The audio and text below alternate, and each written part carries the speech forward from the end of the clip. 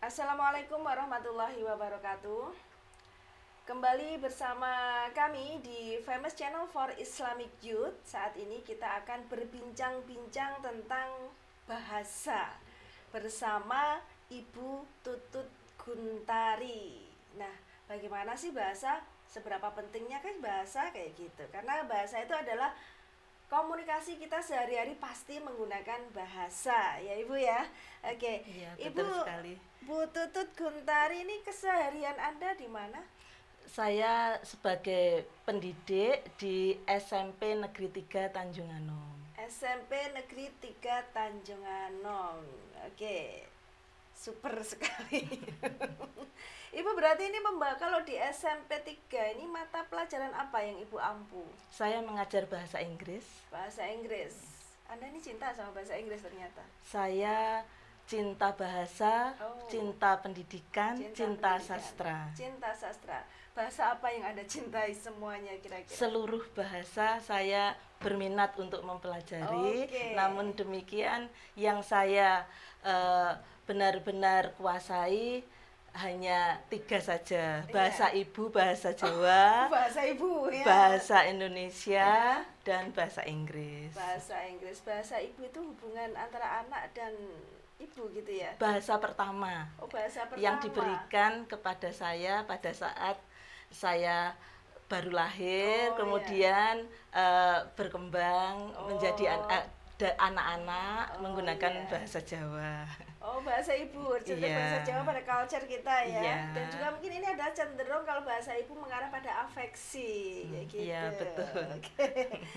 Oke, keseharian Anda di SMP dan sebagai guru pengampu bahasa Inggris.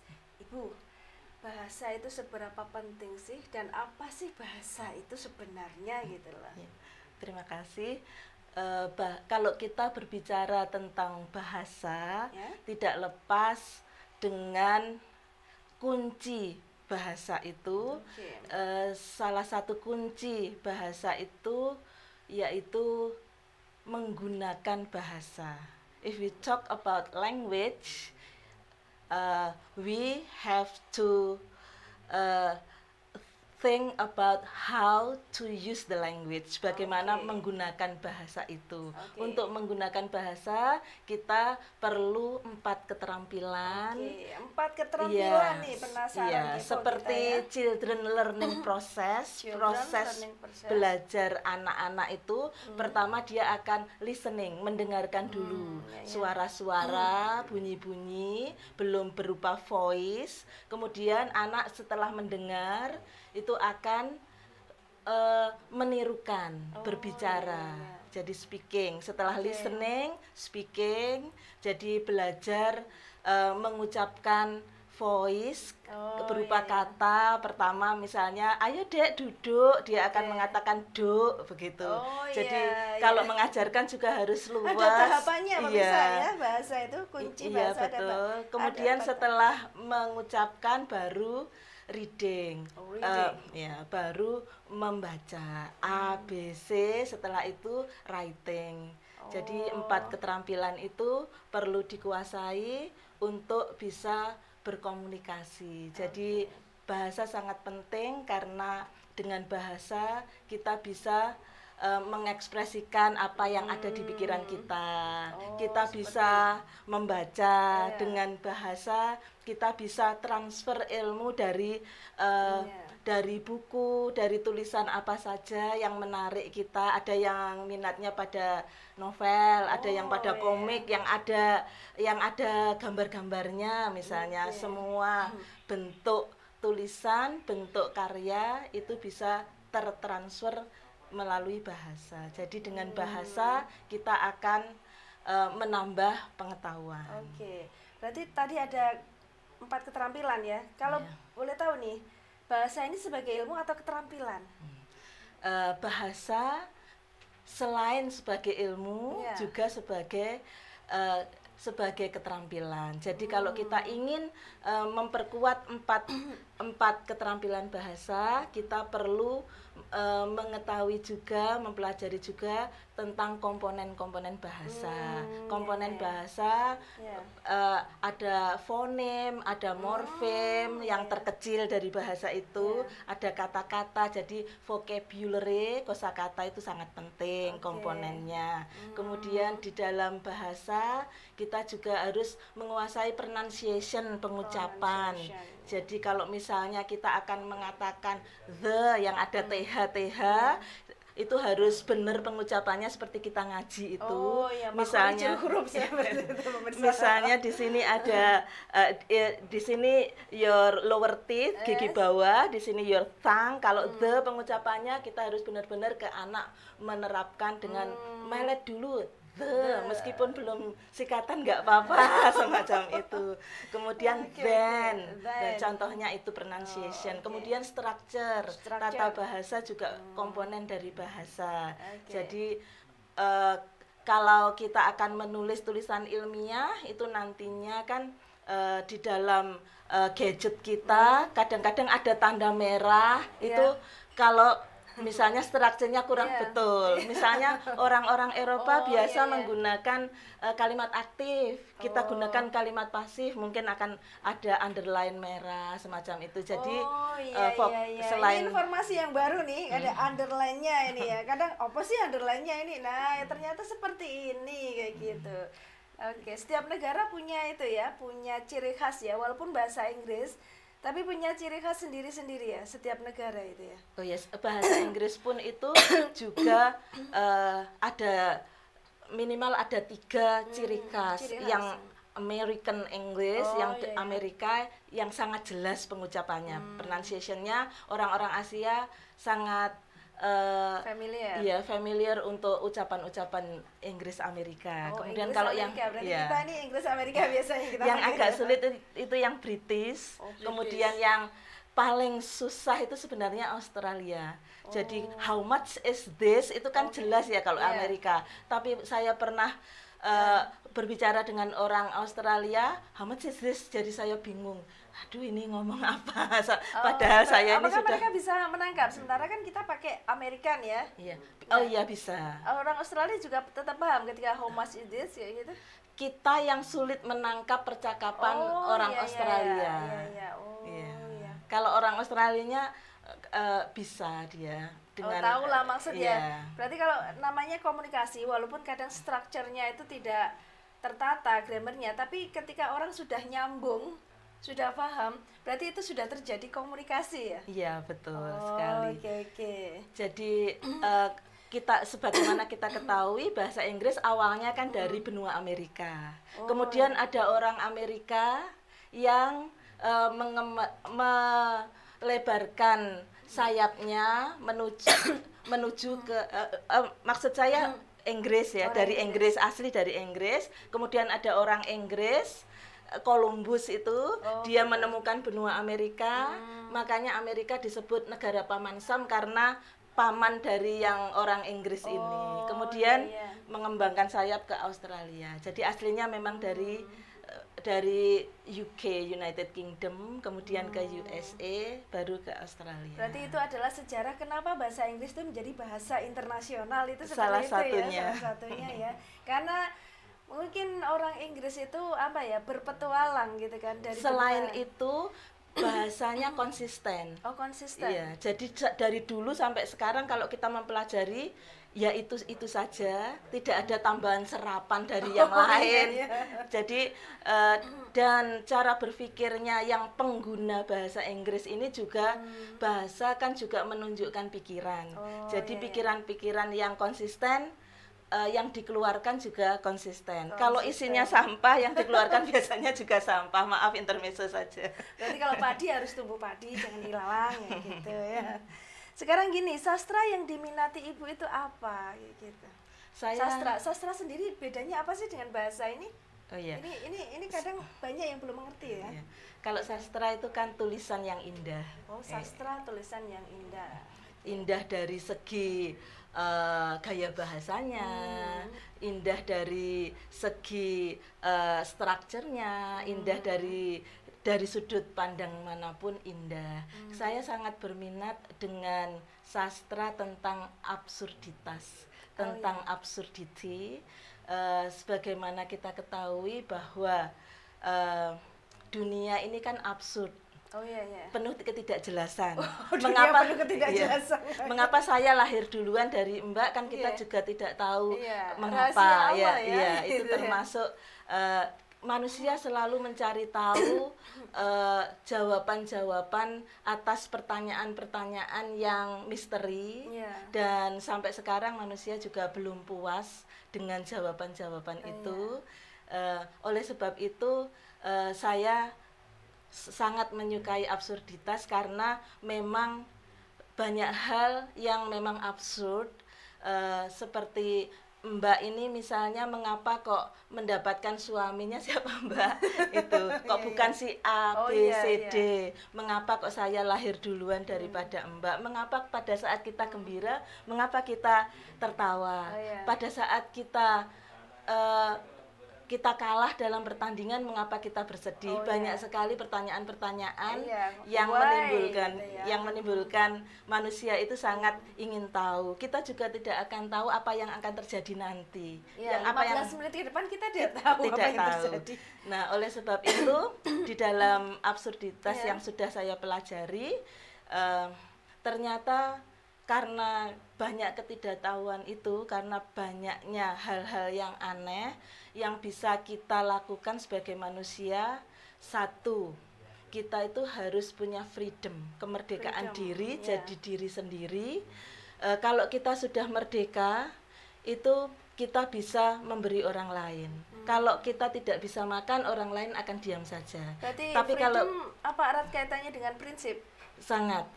Jadi prinsip supaya manusia itu tidak goyah dengan ketidakjelasan hidup, itu satu harus punya freedom. Freedom didapat dari mana? Pertama, freedom itu harus didapat dari passion dulu.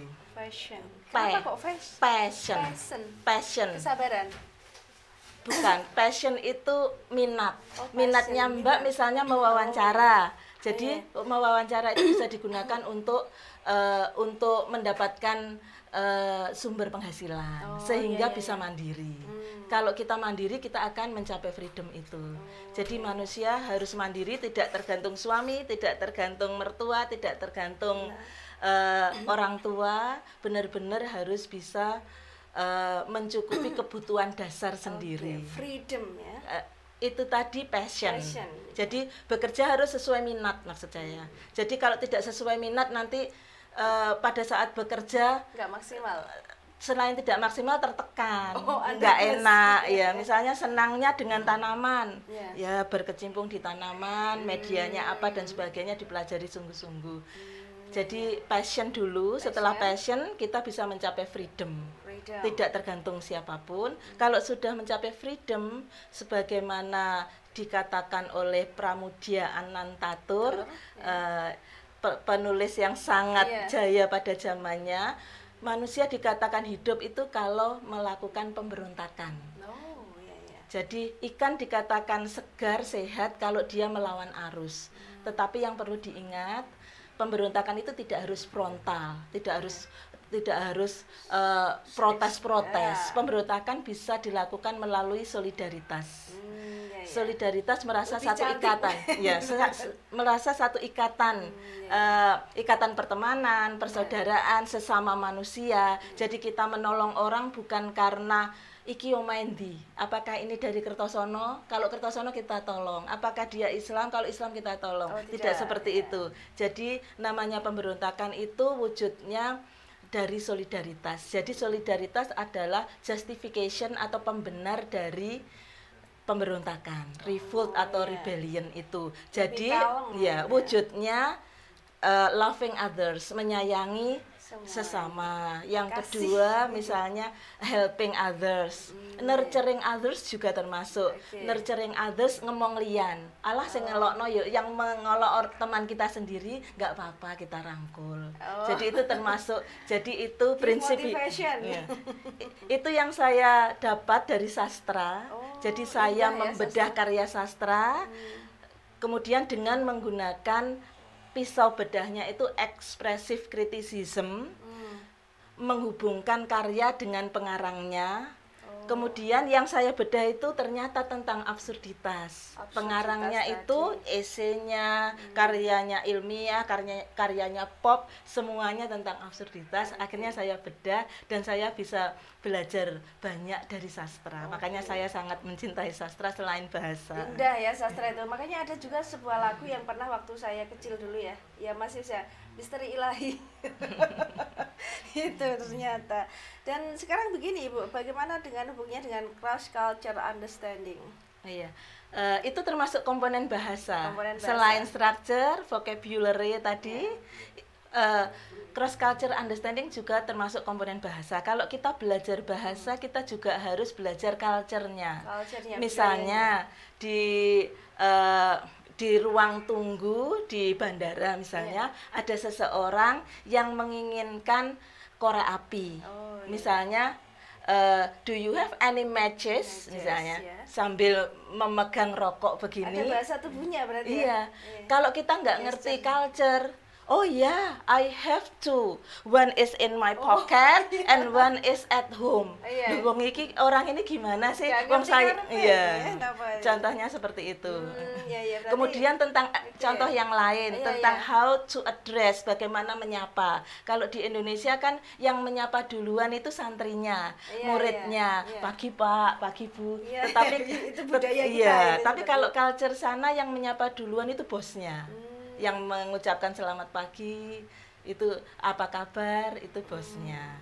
Terus hal sepele lain, apa kabar, how are you, itu kalau kita ditanya itu kan tidak ditanya sungguh-sungguh, hanya sekedar bertanya saja. Seperti kita misalnya ketemu orang di jalan, teman kita mau kemana, jawabnya kan saya mau ke pasar, setelah itu ke sekolah, nggak perlu begitu. Ke situ loh, ke timur situ ya. Nah, how are you juga begitu, jawabannya juga simple. Meskipun sakit greges, I'm fine, thank you. And you, jangan lupa tanya and you, semacam itu. Ada timbal baliknya ya, seperti itu ya. Iya, jadi selain belajar bahasa, belajar culture-nya. Culture-nya. Apakah bahasa ini erat sekali dengan culture itu? Iya, sangat erat. Sangat erat. Contohnya kalau kita bisa berbahasa tapi tidak bisa menerapkan seperti tadi itu, how are you, I am so cold dan sebagainya. Padahal kan hanya menyapa sambil lalu saja. Kecuali kalau yang menanya dokter baru yang real. Iya.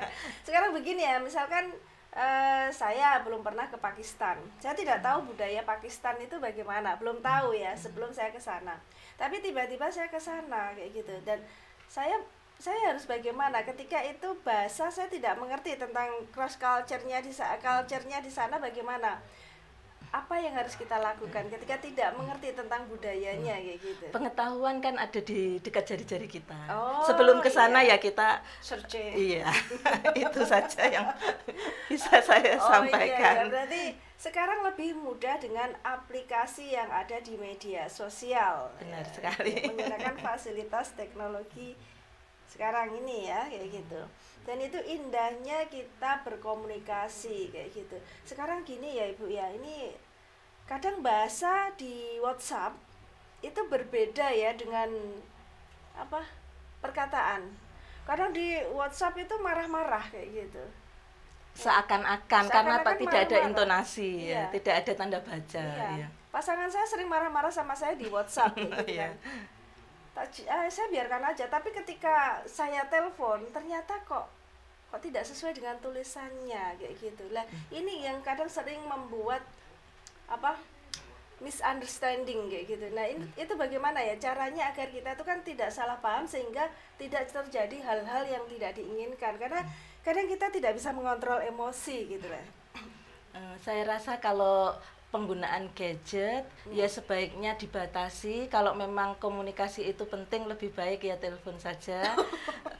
Saya mau bertemu, saya mau bicara. Oh gitu ya. Jadi atau kita selalu berpikiran positif. Oh ini karena masih sibuk belum membalas saya, misalnya begitu. Lagi nggak mood atau apa.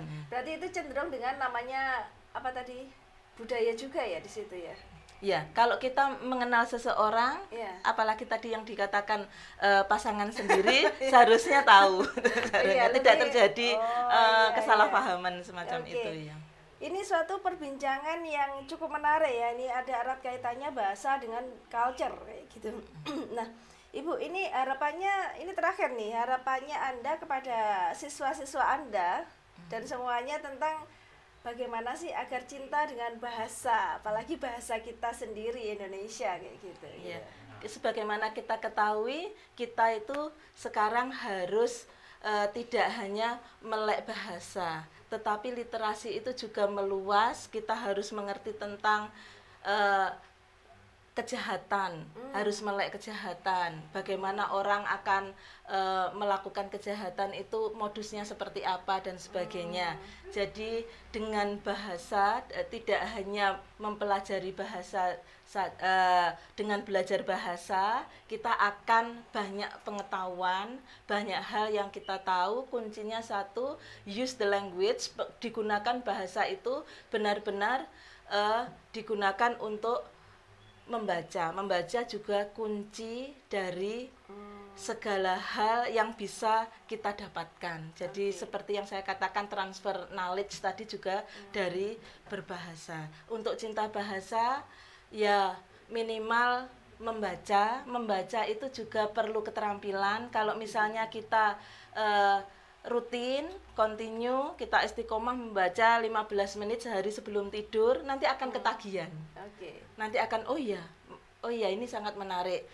Malah ingin lebih cepat menyelesaikan bacaannya. Jadi berarti gini Bu, ini menarik lagi nih tentang bahasa. Kan membaca, sekarang kan dengan adanya Android itu kan minat baca itu kan berkurang. Tapi bagaimana ketika melihat seperti YouTube, tapi dengan YouTube itu bermuatan informasi, selain membaca, apakah seperti itu juga efektif? Iya, membaca tidak harus membaca huruf ya. Jadi termasuk apa yang kita lihat itu juga ikro ya. Apa yang kita lihat kita baca ya. Maksud saya juga termasuk YouTube, termasuk medsos dan lain-lain. Membaca konten yang positif. Ya gitu ya. Iya, betul. Di sini indahnya kita menggunakan komunikasi dengan bahasa, dan bahasa itu kan macam-macam, ada bahasa ibu, ada bahasa culture kita sendiri, dan juga ada bahasa internasional. Begitu juga bahasa itu ada sastra. Bu Tutut sudah tadi menjelaskan, dan ini masih panjang lagi sebenarnya kalau dijelaskan ya Bu Tutut ya. Artinya apa? Berkomunikasi seperti itu pun juga kita harus dengan pendekatan budaya, dengan juga memahami gesture seperti itu, sehingga apa? Terjadi pemahaman yang lebih jelas akan bahasa tadi sebagai pengaplikasian komunikasi kita. Bu Tutut, terima kasih. Semoga bincang-bincang kita ini memberikan suatu pencerahan yang bagus ya, dan inspiratif. Dari kami mohon maaf apabila ada salah kata dari kami di Famous Channel for Islamic Youth. Wassalamualaikum warahmatullahi wabarakatuh.